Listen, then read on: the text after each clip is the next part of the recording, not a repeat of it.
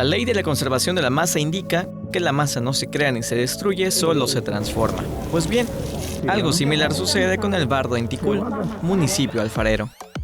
La palabra alfarero proviene del árabe alfar, que significa la cerámica, y el sufijo ero es profesión u oficio.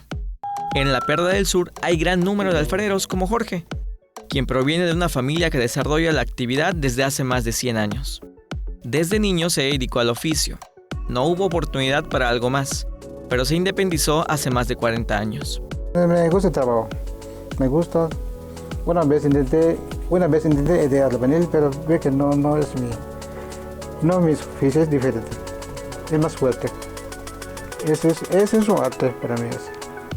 Mientras unos huyen del calor y de trabajar bajo el sol, para Jorge es perfecto, pues de esa forma puede producir más piezas.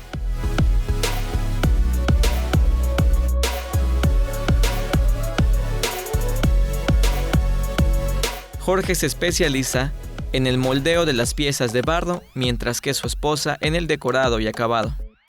Una vez formada la base de la obra de arte, se debe dejar bajo el sol para que se seque y luego pasarlo al horno de piedra y leña.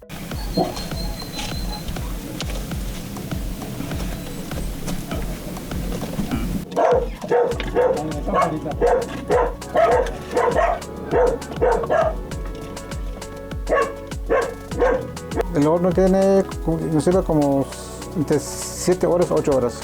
Depende del tiempo, la clima. Pero pintamos, pero a veces buscamos personas para pintar también. Pintamos también, pero yo les digo, estamos dedicando más a moldear.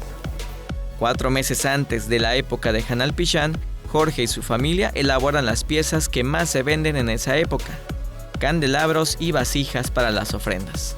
La gente viene, lo que hay es lo que lleva, más de 1000 piezas. Más de 1000 piezas. Si no se vendió, desde es que ya estuvo. Don Jorge está orgulloso de que sus hijos y su nieto aprendieron el oficio, pero tuvieron la oportunidad de estudiar una licenciatura. El alfarero, mientras tenga energía, seguirá moldeando su vida a su manera. Con imágenes de Jorge Quimé, César Gómez, Teleyucatán te informa. Teleyucatán te informa, lunes a viernes, 8 de la noche. Síguenos.